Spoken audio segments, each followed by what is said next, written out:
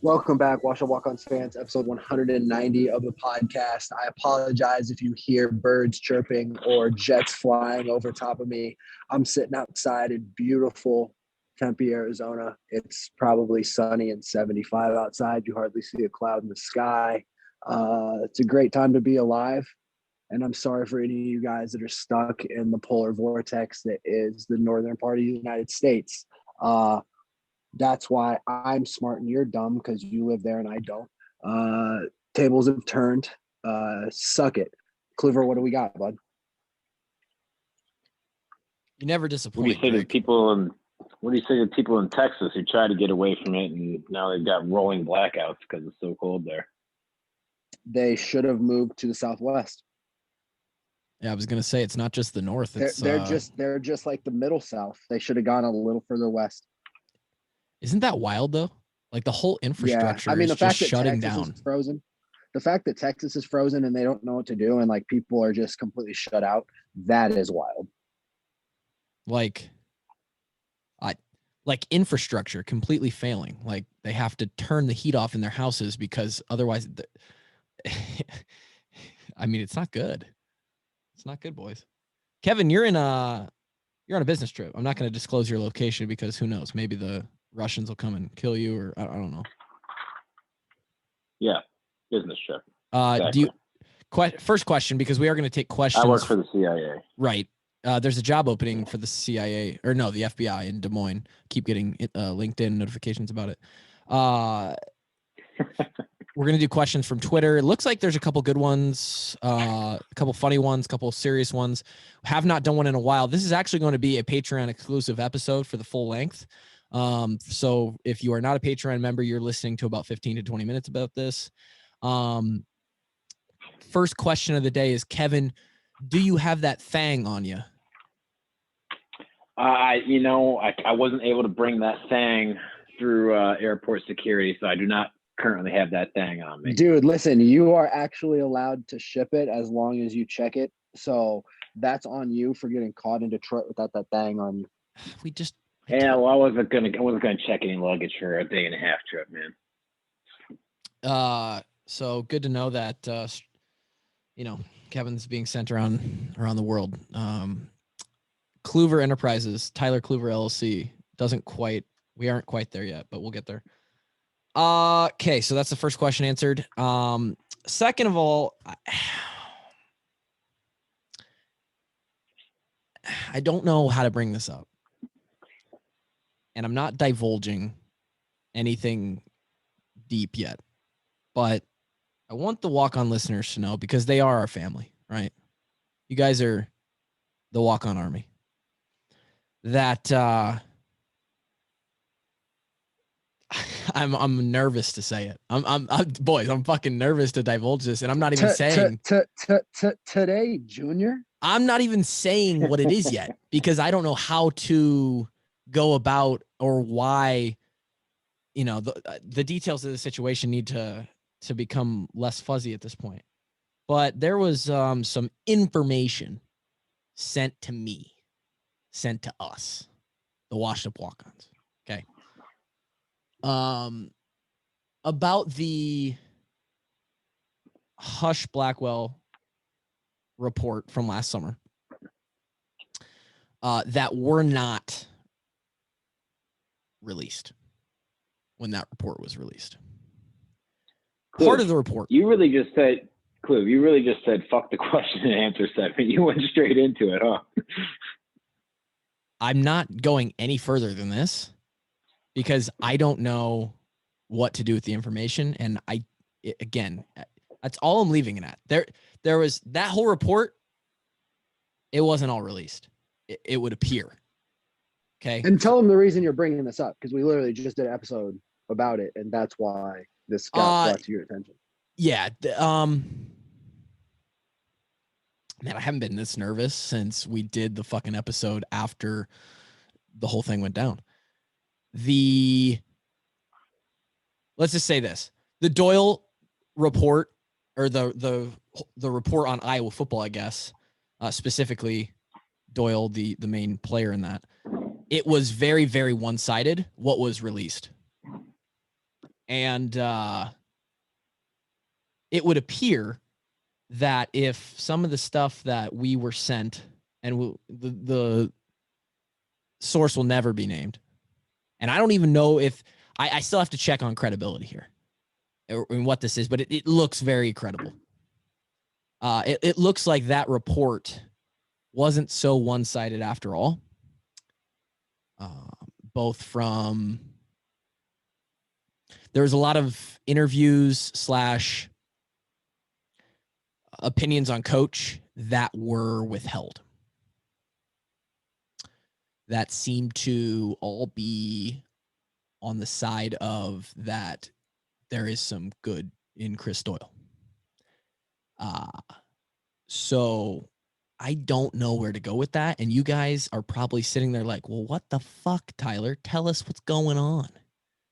But this is the kind of thing that I'm pretty sure if I just like tweeted out these pictures of the report that I was sent, it would cause, the whole fucking can of worms would get opened back up.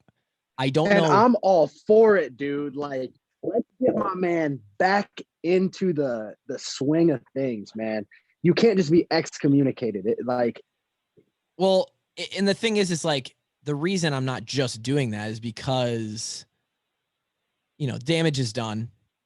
It does, the good opinions and the good reviews that Doyle may have gotten, nonetheless, they're not going to save his job at this point. They don't necessarily cancel out any of the negative opinions that others had about him, but it does paint a slightly more clear picture of, oh, this guy isn't the fucking devil.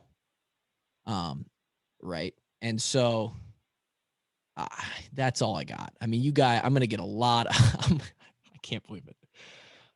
I'm going to get so many fucking DMs. Oh my God. Enjoy this, dude. You're going to enjoy this.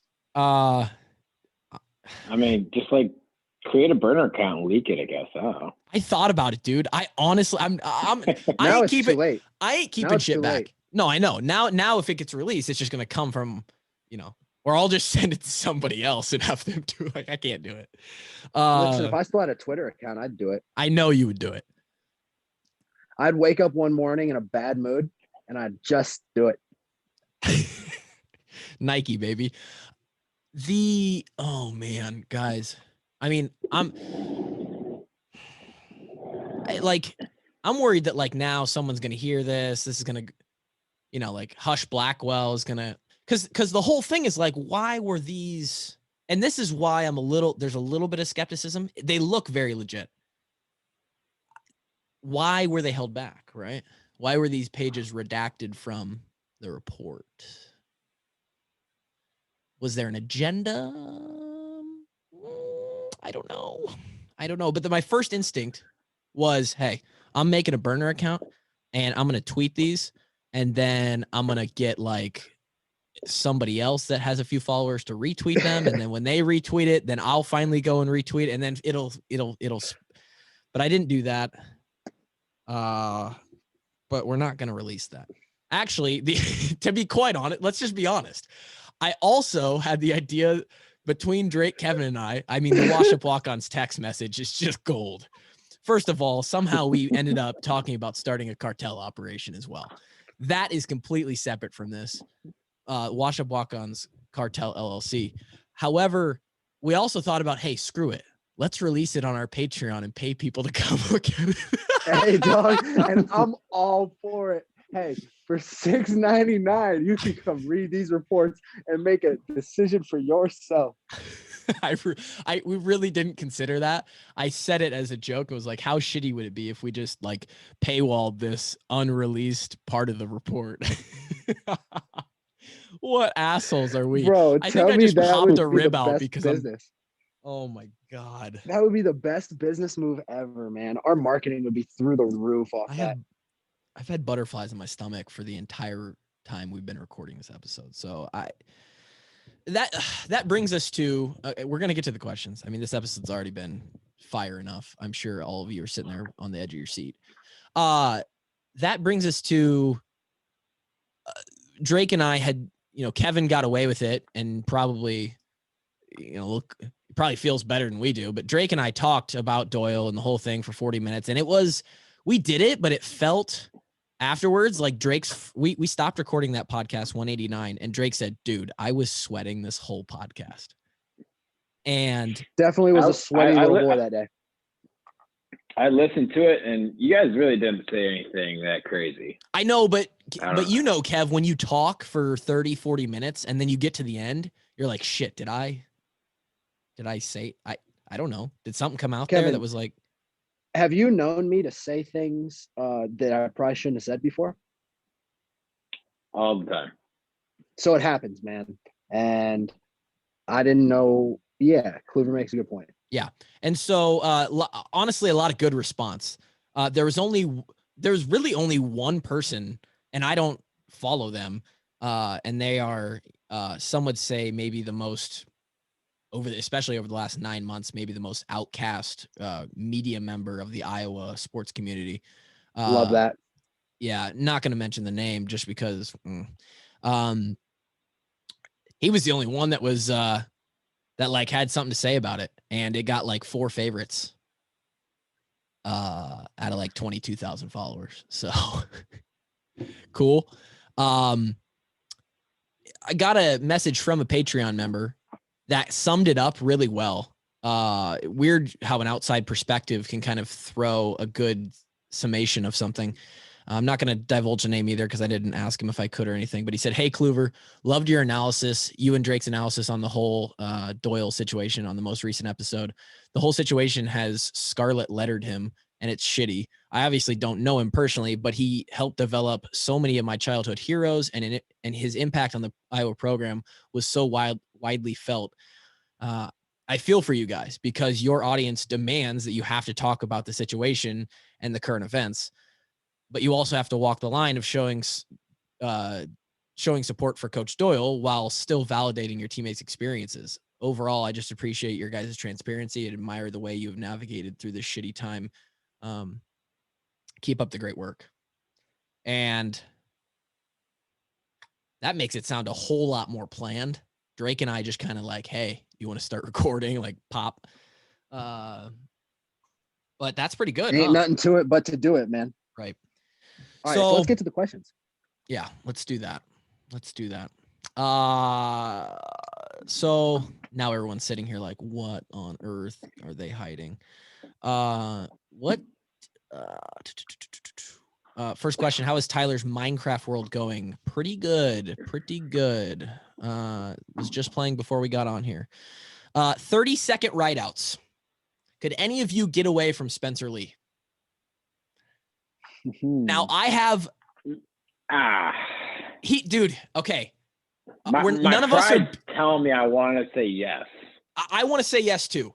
I understand there's not a chance that I'm ever even scoring any other kind of point against Spencer Lee. But if he is on top of me, if he starts, I don't even know what that position is when they start I think I could stand up and I'm just so much bigger.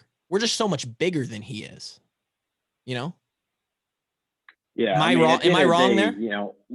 We're all decent athletes, and 80 pounds is 80 pounds. It's hard to overcome. I feel like we can stand up and get him off of us, but honestly, I have no idea. 30 seconds is probably not a lot of time for someone who doesn't